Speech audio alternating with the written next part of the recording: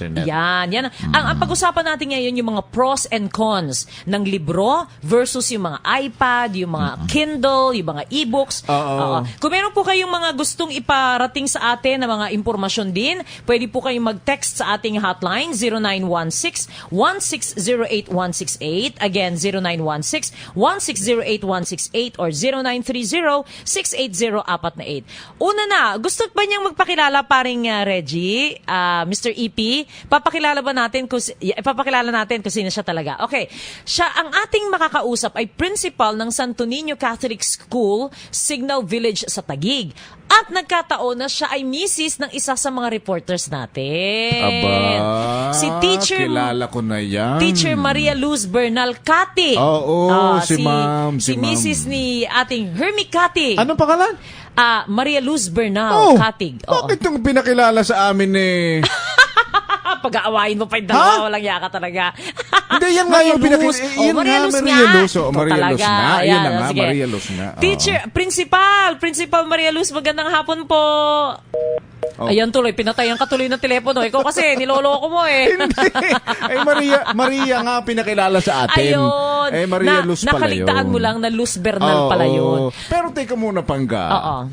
Ang mga estudyante ba na galing sa malalayong lugar ay makakasabay na dito sa pag-agos ng mga bagong teknolohiya? Dahil sigmura pa rin ang issue rito. Kasi naalala ko, paring Henry, I think it was Senator Gordon ang nagpanukala nito. Yung Kindle. Yan. Okay, ito na. Baka maputol. Si Principal Maria Luz Bernal Katig. Principal Katig, ayan. Magandang hapon po sa inyo. Hapon din po. Yan. Magandang hapon, ma'am. Niloloko ka lang ni Henry. Binabaan mo yata ng telepono eh. Naputol kasi kanina eh. Naputol pala. So, Principal, unang tanong. Kayo ba dyan meron na or may balaki na ba? Pinag-uusapan nyo na ba sa inyong eskwelahan dyan sa May Taguig na magkaroon na rin ng mga e-books? Actually, marami nang nag-i-invite sa amin, na pinag-usapan lang. Kaya lang, hindi pa kami ready sa ganun. Bakit po? Kasi hindi lahat dito may internet. At hindi pa lahat nakaka-afford. Oo. Samantalang ito ay city na ito. One of the prime cities in the Philippines. BGC, Bonifacio Global City. Oo. Pero ma'am, saglit po. Ano po ba ang karanasan nung... I'm sure kasi pag may mga, ang tawag nito, may mga pulong-pulong kayo ng mga principals. Kasi ang alam ko, merong ibang mga eskwelahan na binigyan ng mga e-books. Si Senator Loren Legarda, alam ko na nagbigay ito ng mga e-books eh. Meron ho ba kayong nakausap na ng mga eskwelahan na public schools din na nagkaroon na ng e-books?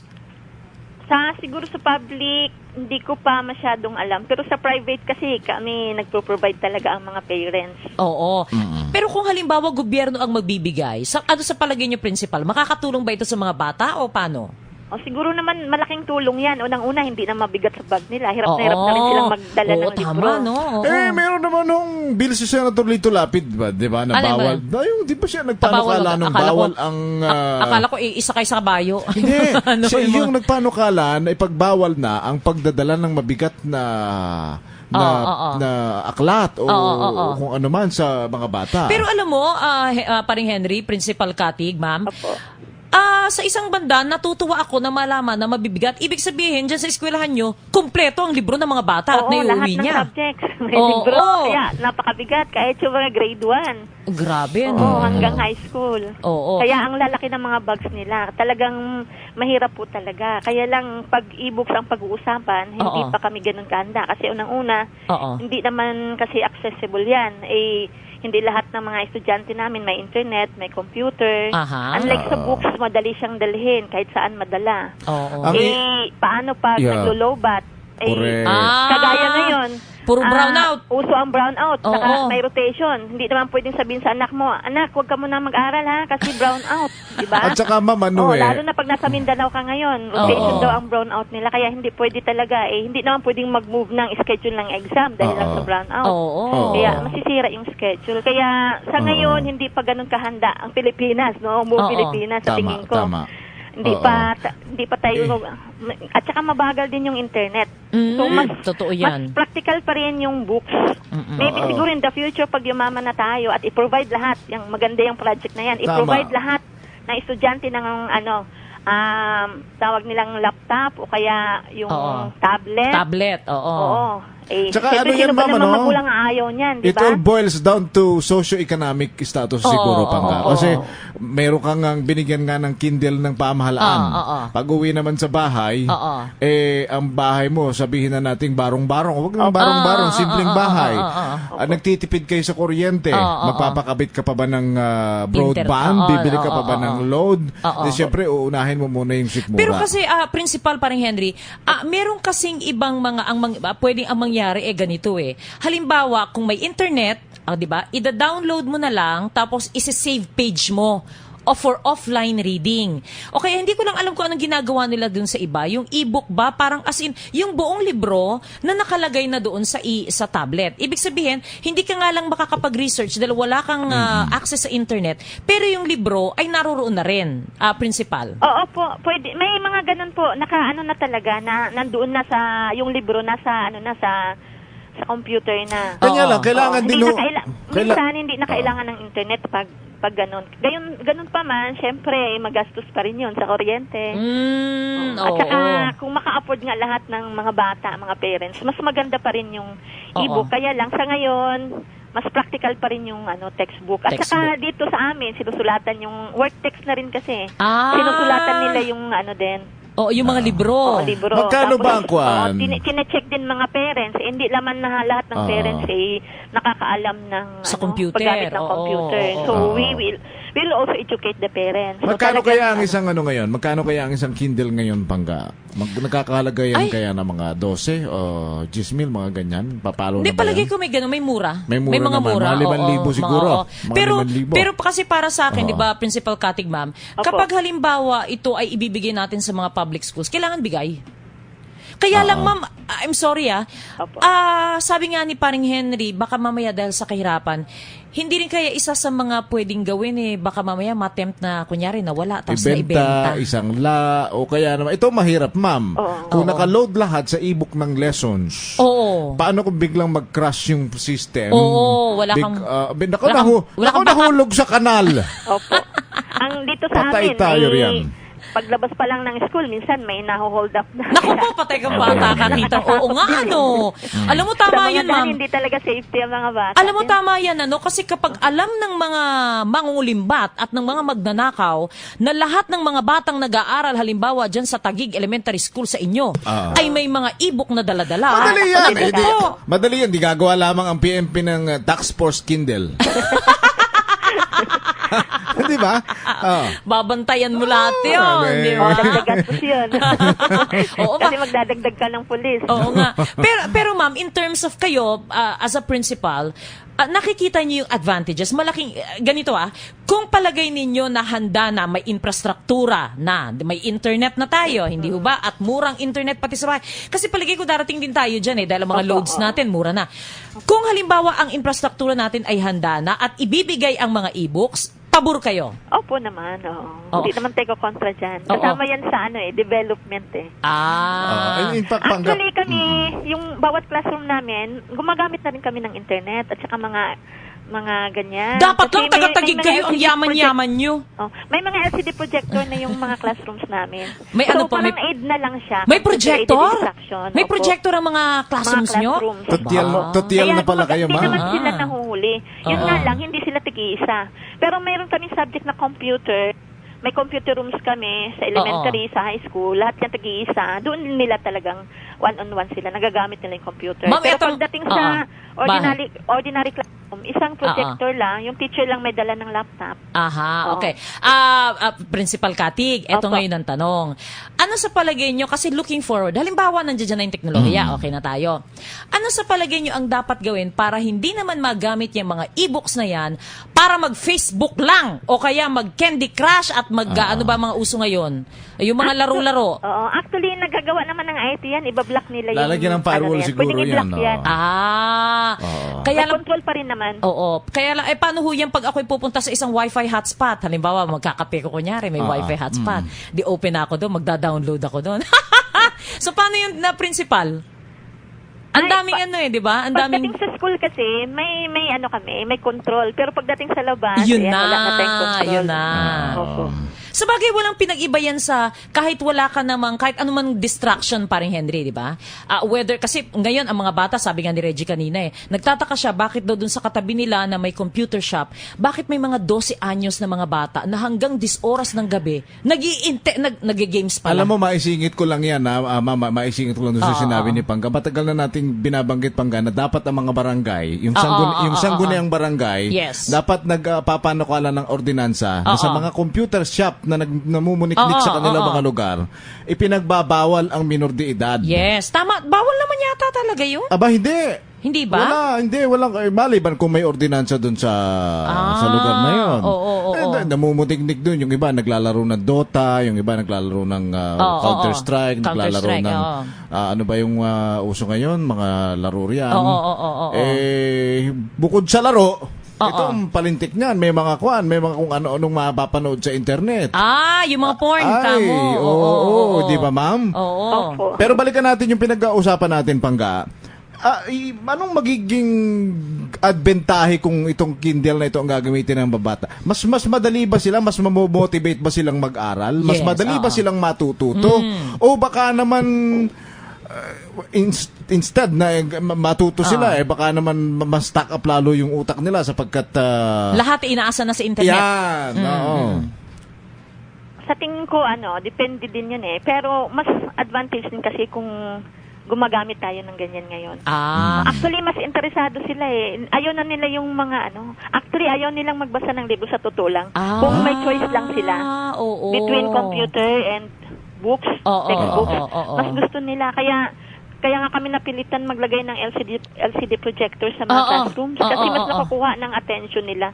Kesa yung pabasahin mo sila. Tsaka yung regular na nasa blackboard, tapos isusulat sa chalk, gano'n. Di mamang gawin nyo na lamang yung inyong lesson para menos pamasahe, Pangga, menos baon. Alam mo, yan din ang mangyayari sa mga bahay na lang. Mag-usap na lang kayo sa Facebook ng lesson at saka sa Instagram. Tapos naka-Skype. Naka-Instagram na lang kayo. Conference, teleconferencing. Pati exam sa sa Facebook na. Or hindi. Yung exam dapat pupunta doon. Kasi kung hindi, madali man daya. Actually, may mga ganyan ngayon, diba?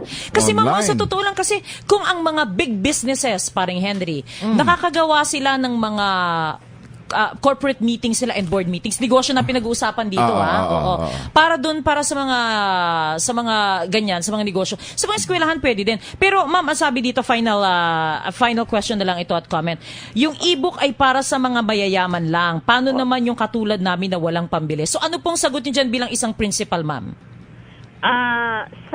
Sabi ko nga, sa ngayon, sa presyo ng e-book ngayon, para sa mga may kaya lang talaga yan. Ayan. Kagaya may mga ibang schools naman na nag-e-book, kagaya ng Lasal. Kasi, syempre, may kaya sila, can afford sila Pero sa amin kasi, medyo pangmasa pa yung namin. Makamasa pa kami. Okay. Mga estudyante namin, mga anak lang ng ordinaryong empleyado, kaya hindi pa ganun ka, may napanood pa nga ako, Pangga, na sa isang palabas sa GMA7, sa Reporter's Notebook, may lugar pa sa Pilipinas na ang ginagamit ay dahon at uling. Naku po, utang na loob patay kang bata diba? ka. Paano yan? Paano makakasabay yung sa ganyang klase ng teknolohiya dahil sa kahirapan? Principal Maria Luz Bernal Katigma, maraming salamat po sa oras nyo, ha? Okay po. At huwag kayo mag-alala, nagpapakabait si Ermi Katig dito. Sige po, maraming salamat po. Bye-bye po. Ayan, thank you. Okay, ngayon, kapiling naman natin, paring Henry, si Mr. Joel Balahadia. Siya ang iPad Program Coordinator for Grade School and High School Foundation University ng Dumaguete City. Since 2011, requirement na sa mga grade school at high school students nila ang iPad as replacement for books. Pero alamin natin, ito ba public school, private school? Mr. Joel Balahadia, magandang hapon po sa inyo. Magandang hapon din po naman, ma'am. Yes, magandang hapon din po sa mga tagapakinig. Si Pangga Ruth Abaw na po ito at saka si Henry Uri. Live po tayo sa DZRH. Ayan. Sir Joel, ito po bang eskwelahan ninyo private? Private po. Private. Oo. Bakit Foundation University? Actually po, ma'am, parang kumbaga non-profit po siya na eskwelahan talaga. Meaning yung mga tuition fee po na binabayad ng mga bata para sa eskwelahan po halos din napupunta ko. Ano po ba ito? Run by parang mga businessman, congregation o congregation, religious organization? Hindi po, ma'am. Bali, ang talagang pinaka-founder po natin, dati rin po siyang presidente ng University of the Philippines. Aha. Mr. Cinco po. Okay, kaya nung siguro po during the time na parang presidente siya, then nakikita nyo nung nag-aaral siya, para bang nangyari, parang ang education is pang mayaman lang. Naisip po niya na magtayo siya ng eskwelahan na ang target po niya is para sa lahat po. Okay. So itong school po ninyo, magkano po ang tuition fee ninyo para makita lang natin paring Henry, di ba, kung ano yung klase ng mga batang pumapasok sa kanila. Magkano po ang tuition fee niyo, sir? Actually po sa tuition fee natin, kapag simula po nung mga 2011, nag-ano po kami ng policy na no tuition fee increase. Which is? Kumbaga, kung ano yung dinatnan mong tuition fee nung kunwari grade 1 ka, hanggang grade 6 ka, yun na yung tuition fee mo, ang medyo nag-increase na lang po, yung mga incoming na lang po. So magkano po yun? Magkano po, Sir Joel? Ang estimate po natin ngayon, para dun sa mga bago ngayon, usually mga 20 something pa rin po ang tuition fee nila for 1 year. Depende po kung anong year. Pero hindi na rin kabigatan, Ibig sabihin kayo ng mga ordinaryong mga middle class, yung mga empleyado, no, Mr. Joel? Ganun po yung target natin, talagang pang middle po. Hindi naman tayo yung pinakamura talaga. Pero hindi rin naman mahal. Pero Sir Joel, ang pinag-uusapan natin yung mga pros and cons. So kayo, lahat ng mga grade school nyo at high school students ay naka-iPad na. Unang-una yung iPad po ba, bili po ba ng mga magulang? Paano po yun? Bali po, yun nga bali sinasabi na namin kagad, pag mag-enroll pa ginagamit po namin dito iPad. Okay, kaya depende na po sa kanila. Sila na po yung maghahanap bali ng iPad. Silang bibili. Okay. Hindi po natin pinapano sa eskwelahan dahil alam naman po natin, marami pa mga kutiyan, plus kung minsan iniisip pa nga kapag sa eskwelahan pa pinadaan, iisipin na kumikita pa yung eskwelahan. Ayaw po natin na ganong kaya tinry natin iwasan yon. Sinasabi na lang natin sa kanila, kayo po yung bibili, kung gusto niya ng tulong, meron din po kami mga, kunwari, mga partner po, o dito kayo pumunta, pero it's between you na po, at saka yung mga supplier or mga nagbebenta po, vendor, na kayo na po mag-uusap. Sir Joel, at first wala hong resistance sa mga magulang? Hindi ho sila nagreklamo? At nung sinimulan po natin itong program, definitely po maraming parang hesitant po nito. Okay? Pero yun nga po, ang maganda rin po kasi rito, pinapakita po ng administrasyon na kung anong talagang benefit na makukuha natin out of this. Talagang ang highlight po namin is yung mga benefit po. Oo. Pero paano nyo naiiwasan, Sir Joel? Kasi kapag meron ka ng e-tablet, may iPad, lalo na sa inyo, iPad, di ba? Okay, social talaga. Di paano yun, halimbawa, mas maraming distractions ang bata. Paano nyo maiiwasan yun? Yung binabagit namin kanina na hindi sila magfe-Facebook, puro Twitter, o kaya puro games. Paano yan naiiwasan ng eskwelahan? Actually po, dito sa eskwelahan, medyo may mga restrictions tayo dyan. Okay. Paglabas po ng eskwelahan, yun ang malaking natin. Yun. Parang yun ang pinakamalaking problema. Pero yun nga po, parati rin naman po namin in-educate itong mga parents. Nagko-conduct din po tayo ng mga training para sa parents. Sinasabi natin, ano yung mga pwede nating gawin. Dapat po kasi talaga tulungan naman po, eskwelahan at saka yung parents tulungan. Whereas kung di po tayo nagtulungan, talaga pong maabuso ng konti ang paggamit ng iPad. Hindi ba nakikita ninyo, sir, na na kalaban ng inyong pagtuturo, yung access sa internet? Sa internet, oo. Hindi ba? Andi, tsaka isa pa, Sir Joel, dagdag na tanong ko ito yung mga teachers natin, kasi mahirap din ito, paring Henry. Pag merong assignment, ang gagawin ko, mag-i-internet lang ako, copy-paste. Ngayon, ang teachers ba, malalaman mo pa ba yun na hindi naman talaga ginawa ng estudyante yun? At kinopya niya lang from the internet. Thousands and millions of resources ang nasa internet, Sir Joel. Yun nga po. Bali, ang ginagawa na lang na to, medyo pinapalitan namin ng konti ang diskarte regarding sa mga activities. Like for example, sabihin natin na inisip natin na copy and paste. Kung gagawin po ng activity-based. Like for example, sabihin natin, magtuturo tayo kunwari ng values. Ipapakita natin itong importance nito. Kunwari, paggalang sa mga magulang. Ganon. Gagawin po natin doon is that sila mismo, magtitake sila ng video. Okay, kunwari, take sila ng video na ipakita kung ano ba talaga, ano yung kagandahan nito, ganun po. Medyo iniwasan natin yung, gawa kayo ng research paper. Definitely po, kapag ginawa natin research paper, gagawin lang po yan. Talagang ano ito. Kokopihin lang yan sa internet. Pang may kaya itong format na ito. Ano, pero, Sir Joel? Pang may kaya ito, ano ho? Hindi naman po, sir, kasi ang ginawa din po namin dito, talaga para matulungan din po natin yung iba, lalo na yung medyo hindi kaya na bumili ng sarili ng iPad. Ang ginawa din po natin, tinulungan din po natin sila. Ginawa natin, nagkaroon din po kami dito ng isang program na para bang rental po ng iPad.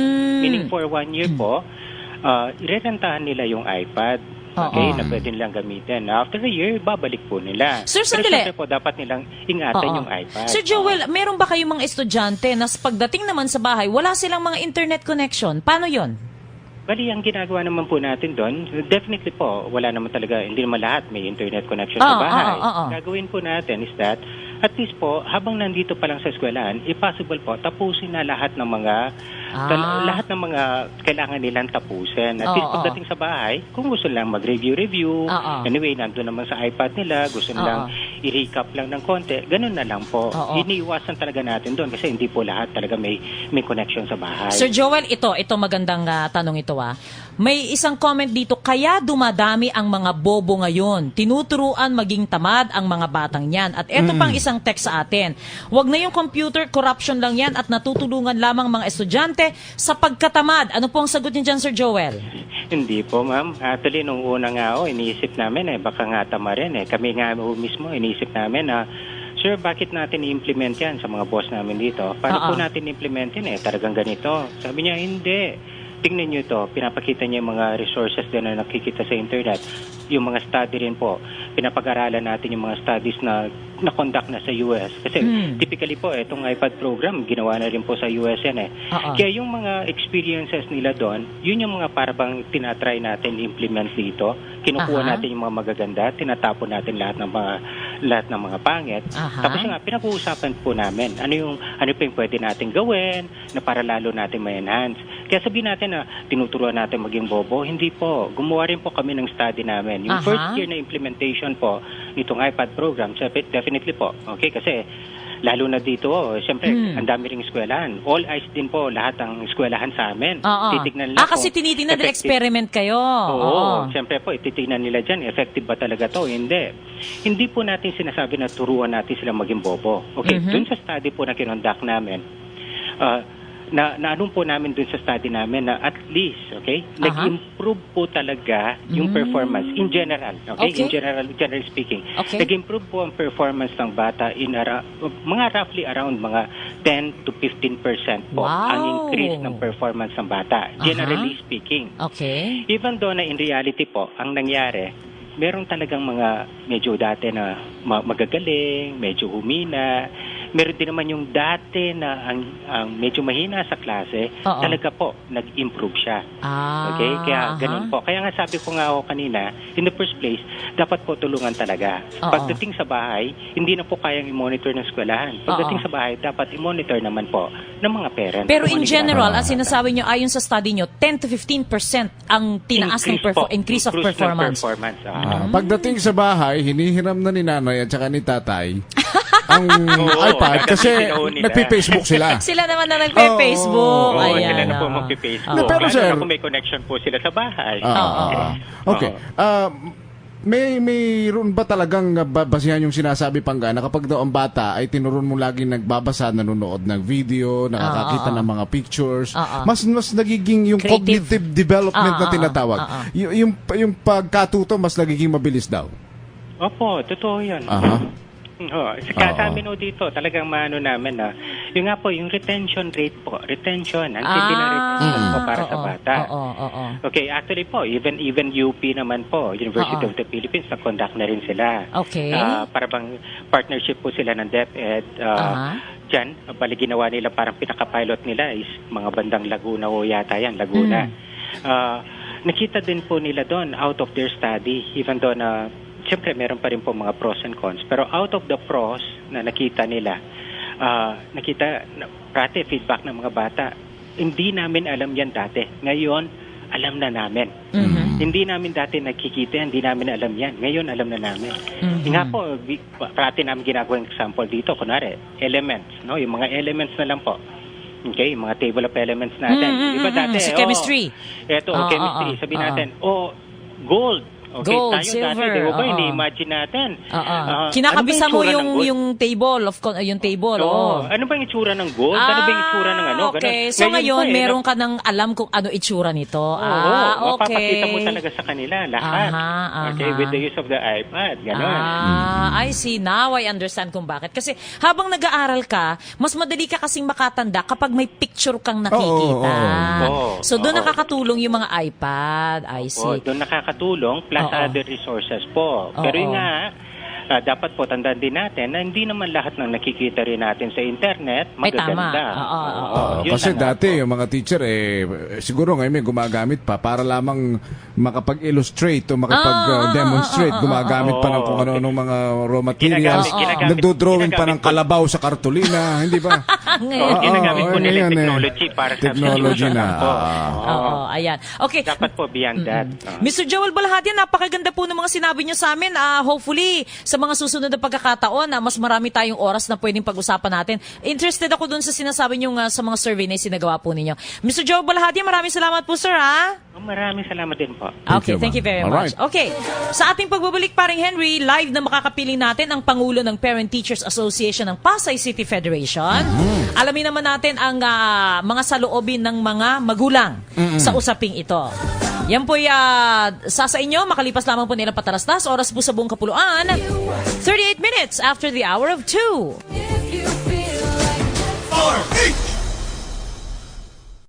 Anak, ang bango-bango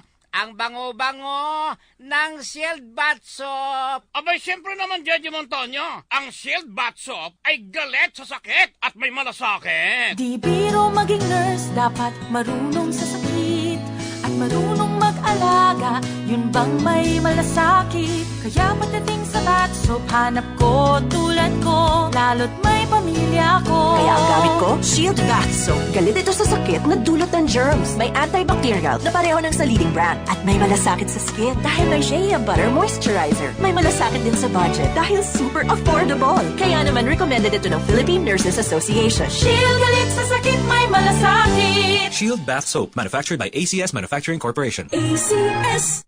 Doc, ito na yung check-up results. Okay Yes! Magkakatrabaho na ako sa Dubai! Teka, sandali. Bakit, Doc? Mrs., bibigyan ko lang siya ng reseta para sa hypertension. Generics name ang una sa reseta ng doktor. Yan! The Generics Pharmacy. Nandito yung reseta ni Doktor. Basta Generics, The Generics Pharmacy. Ang resetang sigurado, may generics. Tandaan, para sa ligtas at mabisang gamot, basta Generics, The Generics Pharmacy.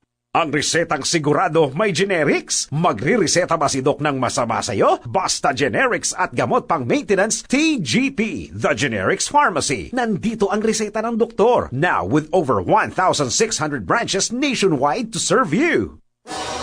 This year, just when you thought you've seen the tallest and biggest structure in the country, you haven't seen anything like this before. The Giant Star Wheel.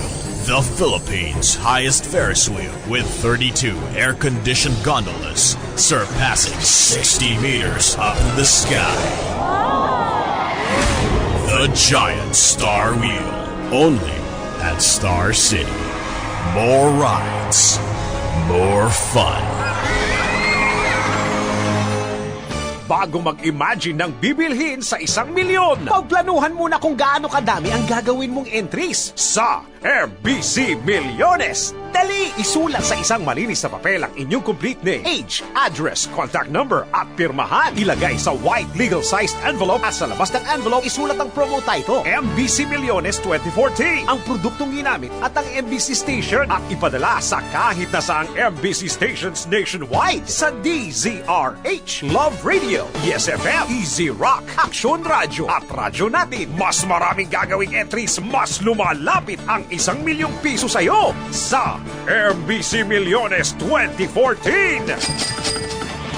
Hatid sa inyo ng Petron, fuel for everyone. Pride Power Wash Detergent, tama para sa washing machine. Star Wax Skin Tub to the Max. Shield Bath Soap, galit sa sakit at may malasakit. Unique Toothpaste, it's your toothpaste at your price. Kaya recommended ng Philippine Dental Association. Lucky Me, Pansit Canton Original Flavor. Uring na sarap na babalik-balikan. Nescafe 3-in-1. Tikman ang iba't ibang sarap ng Nescafe 3-in-1. Submission of entries is from May 5 to July 18, 2014. See posters for complete details. Per DOH FDA CFRR number 0260 series of 2014. Mga misis, para sa dishwashing natanggal ang sebo pati bakterya, Smart Dishwashing ang bagay sa'yo for only 21 pesos per 200 gram pack. Smart Dishwashing, tanggaling-galing. Ay, after the cooking and the eating, time na for dishwashing of the pinaglutuang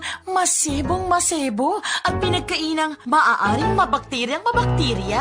Ang misis na smart like you, Smart Dishwashing ang bagay na bagay sa iyo. May double tanggaling formula. Tanggal galing ang sebo. Tanggal galing ang bakterya. Sa presyong kay gaan-gaan pa. Thank you! Smart Dishwashing. Tanggaling galing. Only 21 pesos per 200 gram pack. Suggested retail price. Smart Dishwashing Paste. Manufactured by ACS Manufacturing Corporation. ACS.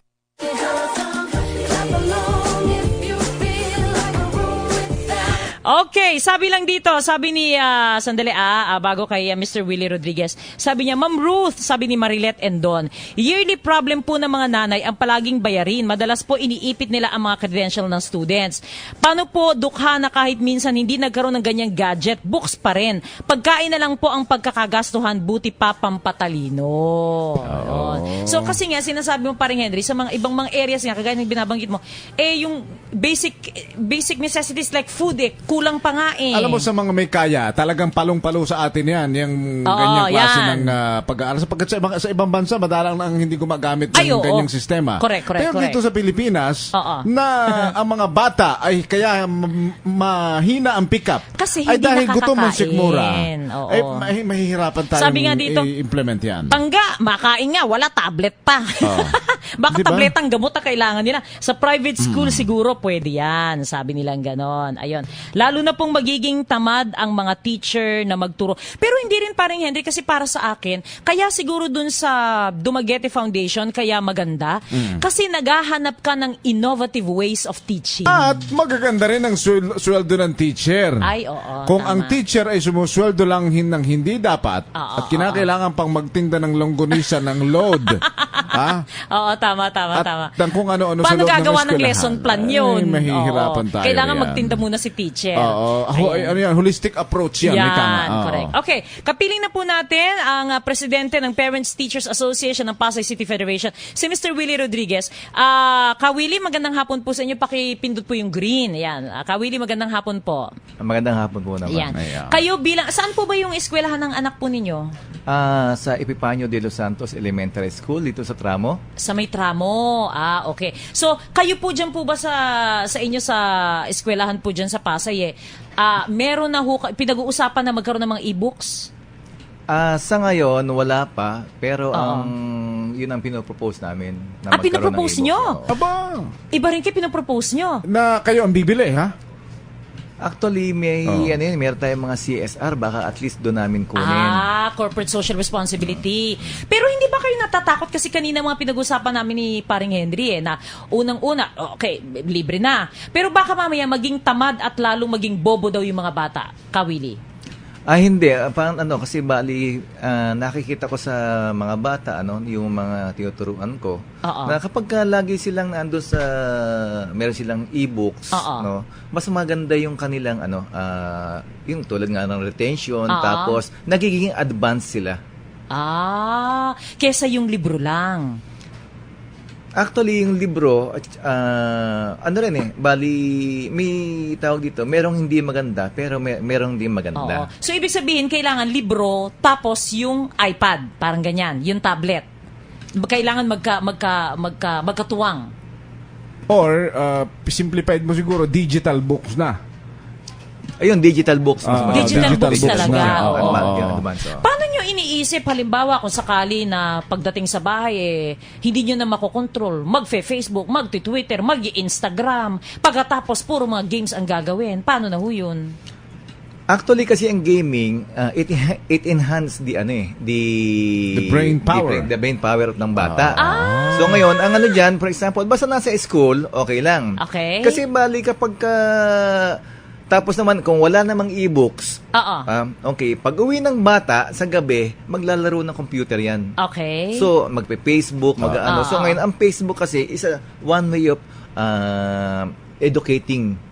Very educational siya. Pag ako ang gagawin ko, bawat araw, pagagawin ko sila ng essay about the games that you played last night, the movie that you watched last night, the social media that you used last night, lagi kang may essay para may relevant siguro Pero Kawili, iba rin yung sa inyo. So ibig sabihin talagang sa inyo, ito po ba'y batay sa pag-aaral ninyo? Saan nyo nakuha yung sinasabi na it increases brain power kahit ang game? Maraming mga estudyanteng matutuwa sa sinabi ninyo.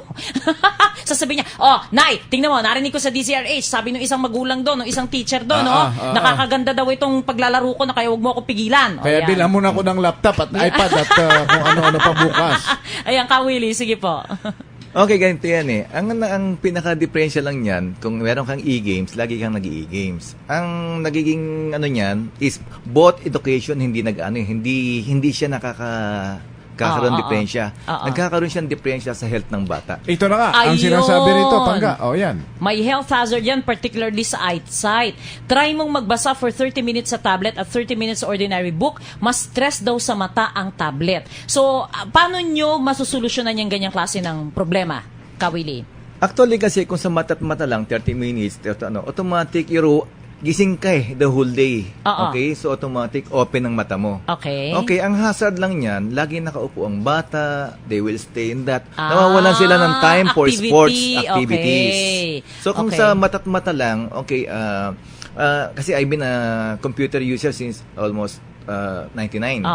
So, ang nakita ko yung computer games, may internet cafe ako dati. So what I did, tinanggal ko yung mga laro, nagpaturo lang ako ng libreng Photoshop sa mga bata, which after that, gumanda yung yung mga naturuan ko ng libre is okay. So, ibig sabihin, nasa paggamit talaga ng teknolohiya. Hindi yung, kumbaga, maganda ito at nasa sa paggamit na kung paano nyo gagamitin mga teachers, mga parents. Ayan. Okay. Kawili, ako sorry ha. Sige, dahil naistorbo ka namin, i-plug mo na nga lang, ikaw ay nagtuturo ng sayaw, kamo, ballroom dancing. Saan ang studio mo? Okay, ako yung sa Dance Sports Team Pasay. Dance Sports Team Pasay, okay. Yeah, we have free dance lesson daily. Diyan pwede ba sample?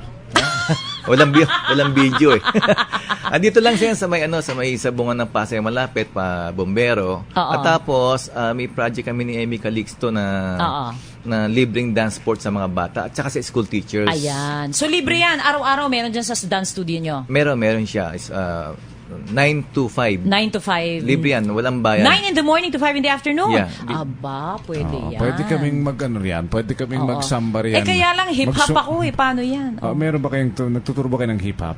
Lahat ng dances. Lahat ng dances. Aba, pwede tayo dyan. Ako boogie ako Boogie talaga. Sige. Kawili Rodriguez, maraming salamat sa inyo ha. Sige po. Okay, what we do here sa dance sports, we teach kids for free so they can teach other kids for free. And about the sa e-books, we should embrace the technology. Embracing the technology, kumbaga at least napakaganda niya. May mga teachers na ayaw mag-embrace, they stick to the old ways. And ang natin, ang Pilipinas kasi dapat tayo ang number 1 sa cellphone. Okay? Tama. So ngayon, dito, we must embrace the e-books. Mas maganda yan. Mas marami tayong makakatipid, lalo na kasi yung mga libro, madaming sa environment. Maraming puno na kailangan putulin. Yung e-books, madali siya. Very siya. I'm go for e-books. Right. Mr. Willie Rodriguez, maraming salamat po Thank you so much. Salamat po. Naku, ang dami-dami natin kasi mga asikasuhin ngayong hapong ito. Paring Henry, punong-puno tayo. Okay, eto naman yung ating complaint for the day, featured complaint for the day, paring Henry. Si Mang Narciso Padilla ng Nueva Ecija ay nag-text sa atin dahil meron siyang problema sa kanyang pag-ibig. Mang Narciso, magandang hapon po. Magandang hapon po, ma'am. Yes. Yung mga tagapag-ibig ba nasasagutin nandiyan na para pagsabayin na sana natin? Alam na ba naman ng tagapag-ibig? Okay. Mang Narciso, ano po yung problema ninyo? Yung pag-ibig loan ko, ma'am. Oo, kasi ano po nangyari? Nung December 2012 pa yon, tumawag ako sa agency namin. Aha. Kung pwede na po akong mag-re-loan ulit. Okay. Tapos sabi naman nila, pwede na magpadala ka na ng form. So, ibig sabihin, nagpadala na ako. Tapos, nung pinaluap ko ng pinaluap, hanggang na ng marami ng buwan, 7 buwan na yun, mama. Sabi ko, ba't wala pa hanggang ngayon? Okay. Tapos sabi yung officer na nagpapatulungan ko, ikaw na lang kaya ang pumaluap doon sa administration. Sabi nga, at ikaw na ang pumunta dito. From Nueva Vizcaya to Manila, pumunta ako September 16, 2014. Okay. Oo, ma'am, 2013 pala. Oo. Tapos tinanong ko yung mataas doon, sabi nila, hintay lang kayo, sabi niya. Kailan yung maghintay? Matagal na pala, kailangan ko ng pera, sabi ko naman, ma'am. Oo. Basta maghintay kayo. Okay, tapos tinanong ko kung saan ko napupunta yung kinakaltas ninyo kasi sa akin, ba't hindi nyo ni-remake po doon sa pag-ibig, sabi ko. Oo. Okay, ano sagot sa inyo? Sabi niya, sa akin, ang sakit, parang sinasabi mong binubulsa. Wala akong sinasabi, sir. Sabi ko, nag-dialog kami doon sa opisina niya Oo. Tinatanong ko lang kung saan napupunta yung kinakaltas ninyo kasi taon na ang nakaraan hindi nyo pa pala i-remit yung dati kong loan. Yung binayad, sabi ko. Ano ang sagot? Saan daw dinadala yung kinakaltas? Oo. Ang sagot niya noon sa akin, may mga gwardiya kami dito na mababa ang rate. Doon namin binibigay muna, sabi niya. Pwede ba yun? Sabi ko naman, ba't ganun, parang kami na ang nagpapasweldo sa mga guard ninyo kung mayroon kayong mga mababang rate na kinukuha na ganyan. Bakit sa inyo pinapasa? Kinukuha ng mga rate na ganyan kung mababa, sabi ko. Ano bang ninyo? Security guard po kayo, Mang Narciso? Yes po, ma'am. Okay. Saan po kayo nagtatrabaho? Anong pangalan ng agency ninyo? Philippine Scout Veteran Security Agency, ma'am. Philippine Scout Veterans. Okay. Paring Henry, nasa linya na natin si Attorney Joanne De Venecia, ang PR ng Pag-ibig Fund. Attorney Joanne, good afternoon. Hi, magandang hapon po sa inyo. Mang Narciso, magandang hapon po. Yan. Kung hindi ako nagkakamali, alam niyo na po yung kaso ni Mang Narciso, Attorney. Opo, ako po ay nagsaliksik na para malaman kung ano po ang nangyari dito sa kaso ni Mr. Padilla. Opo. At ano po lumabas, Attorney? Okay, so ang lumalabas po ay nakatatlong beses na pong nakapag-loan si Mr. Padilla sa amin. So si Mang Narciso po, tama po ba na nung 2002, nung 2008 at huli nga po nitong 2010, November, ay nakapag-multipurpose loan po si Mr. Padilla sa amin.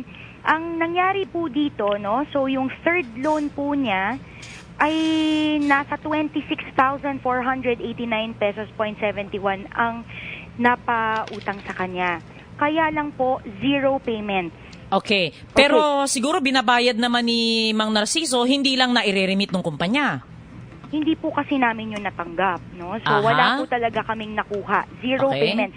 At pag tinignan nyo rin po yung first loan at second loan niya, ganun din po, no? So 0 payments, except po, kasi dahil nga po meron po siyang hinuhulog na 100 kada buwan sa Pag-ibig Fund, yan po ay lumalago at kumikita ng dividendo. So ang nangyayari po, na-offset na lang po yung utang niya.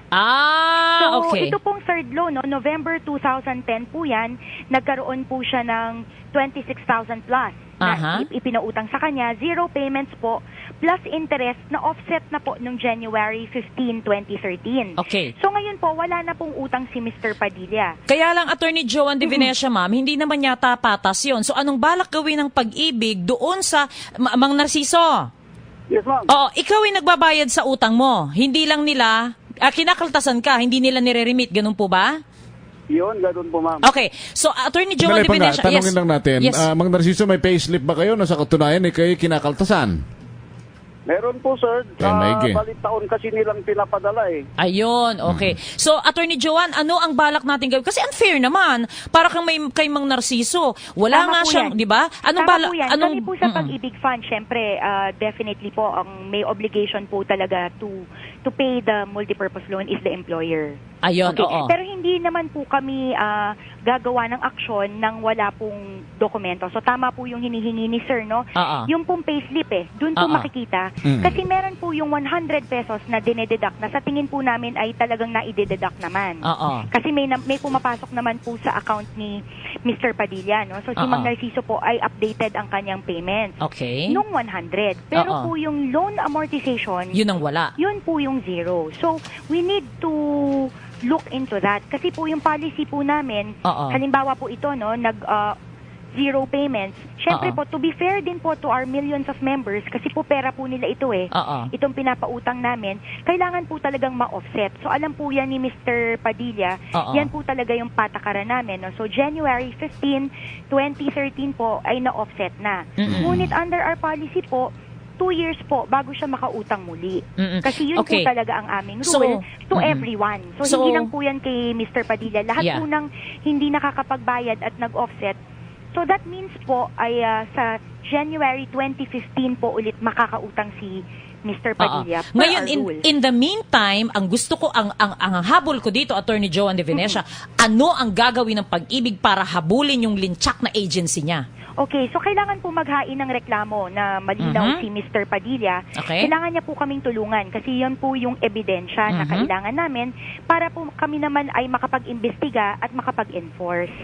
Kasi po yung ganyan po, kailangan po talaga ng tulong ni Mr. Padilla to show po na talagang nagkakaltas sa kanya at hindi po iniintrega sa amin. Ay mali po yun, masama po yun. Attorney De Venecia, meron bang kayong sinasandalang batas na maaaring kayo mismo ang humabol sa mga employer na hindi po nagre-remit para sa kanilang mga empleyado? Kailangan po lang ng kasama namin yung empleyado. Opo. Pero magagawa po ninyo talagang habulin. Meron po kaming enforcement division dito. So yung po mga employer na talagang kaltas ng kaltas, kahit pa po hindi loan situation, no? So yung 100 pesos po kada buwan, di ba kinakaltas? Tapos yung iba po sinasabi lang na kinakaltas. Pag check po sa Pag-ibig Fund, wala pong nakakaltas. Ay wala po palang naiintrega sa amin. Kaya po namin yung solusyonan. Basta lamang po makipagtulungan sa amin yung miyembro at bigyan kami ng ebidensya. Okay. Kasi hindi po namin yan kaya on our own. Attorney Joanne De Venecia, ang problema, si Mang Narciso, nasa Nueva Vizcaya ka, Mang Narciso, di ba? Yes, sir.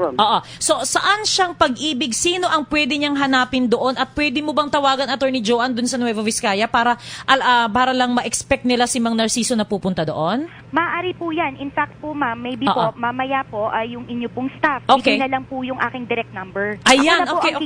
Ayan, ako, maraming salamat kung ano po talaga yan. Kasi, syempre po, ay hindi rin po yun maganda dahil na parang ang pakiramdam po ng miyembro, ang laki ng kaltas sa kanila, tapos hindi naman po pala napupunta sa kanila yung benepisyo. Pero alam naman po ni Mr. Padilla na yung loan program ng Pag-ibig Fund ay nakakatulong talaga kasi 3 beses na po siya sa aming nag-loan. Unfortunately nga lang po ay lumalabas po talaga na no payments made. Alam mo, in that situation po, an investigation has to be launched. Otherwise, if we just rely on the statement of one party po, ay may problem din po kasi baka sabihin naman po ng agency ay hindi naman po kami nagkakaltas ng tungkol sa loan ang kinakaltas lang po namin yung 100. Totoo po pumapasok sa amin kasi based on the records po of Mr. Padilla, meron po. Okay. So, alam mo, yun po, kailangan lang nating busisiin yan at alamin talaga ang totoo. Alam mo, Pangga, totoo pala yung naririnig ko sa lahat ng opisina ng HDMF pag pumupunta ako, Pangga, na ito pa lang si Attorney De Venecia ay hindi lang maganda. Napakabilis pa nitong kumilos. Totoo pala yun. Naku, Attorney De Venecia, talagang confirm. I confirm. Ayan kaya... ganun po Sabi ko nga po, wala pong day off sa gobyerno at bukas po ang aking numero para kay Mr. Padilla. Ayan naman si Attorney De Venecia. O sige, at Attorney... kaya dapat yung mga kababayan natin nagme-member na ng Pag-ibig, Attorney De Venecia. Correct. Huwag ka lang magme-member na ako. 100 pesos lamang po yan kada buwan. Hindi po mabigat sa bulsa. Okay, so Attorney, we will coordinate with you later, no? Pagkababa po ng pagkatapos ng programa namin. Ano Yes po? po, Okay. yes po. Mang Narciso, ayan narinig nyo si Attorney Joanne De Venecia na mismo ang kakausap po sa inyo, tutulong sa inyo para habulin yung agency ninyo. Yes, ma'am. Okay. Mang Narciso, po, salamat sir. po. Attorney Joanne, thank you very much Attorney po. Joanne, Power po, salamat. sir. Thank you. Thank you. Okay, ayan. Naku, ang dami nating tinalakay. Parang napagod ako. Ang dami nating ginawa. Bitin pa nga ako eh. Bitin ka pa ba? Sige, huwag ka magalala kasi magbabalita ka pa eh. Ay, pakilabas naman yung aking babatiin sa Ayan, panggagrits ko. sige, Ayan, ang galing okay. naman. Sa baba, sa baba. Sa baba. Ayan. Ayaw. Yan, okay. Ayan, paalam na muna tayo. Ako po ay dire-diretso hanggang 3:30. Ang tabayanan po ang Rapido Hataw Balita. In the meantime, meron lamang pong nawawala dito. Ipinapanawagan si Elena Collado, 85 years old. Huli po siyang nakita sa Wood State 2, Molino, Bacoor, Cavite. Nakasuot po ng blouse, shorts, sinelas, at may daladalang brown umbrella. Ngayon, ito pong si Aling Elena Collado, 85 years old. Nag-uulyanin na po ito at sakay po ng jeep. Kung sino man po nakakaalam sa kinaroroonan ni Aling Elena Collado, RHTV, pakipost nga ito. Ray, pakibigay sa kanila para i-post natin sa RHTV. Paki-contact na lamang po kami dito sa DZRH at kami na lang po ang mananawagan kay Aling Gloria and Garby Laguardia na siyang mga kapitbahay na nagmamalasakit. Mga kapitbahay ko ito sa Carmencita, sa Las Piñas. Aling Gloria at saka si Garby Laguardia. Maraming salamat po. Ulitin ko lang ang panawagan kay Elena Collado, 85 years old, na nawawala, huling nakita sa Wood State 2, Molino, Bacoor, Cavite. Pakitawag na lamang po dito sa DZRH. Samantala, batiin ko lang ating mga avid listeners, si Renato Bonbon Dalonos, Melanie Galwat, Madeline Bautista Rabaca, Agnes De Mateo Pineda, Husky Menhas at Luel Gomez, at Rochelle Castillo mula dyan sa China. Mga likers ko yan sa aking Panggaruth Abo Facebook page. Bueno mga kaibigan, 3:13 in the afternoon, si Wonder Woman May Binauhan. Ako naman po yung magbabalik bukas alas 9 ng umaga sa palatunto ng Issue. Have a perfect day everyone! Oras sa buong kapuluan, 3 minuto na makalipas ang 3 ng hapon. Oras at inyo ng Shield Bath Soap. Galit sa sakit at may malasakit. Ang Shield Bath Soap ay approved ng Philippine Nurses Association. Nagpatingin ako sa EO, Executive Optical.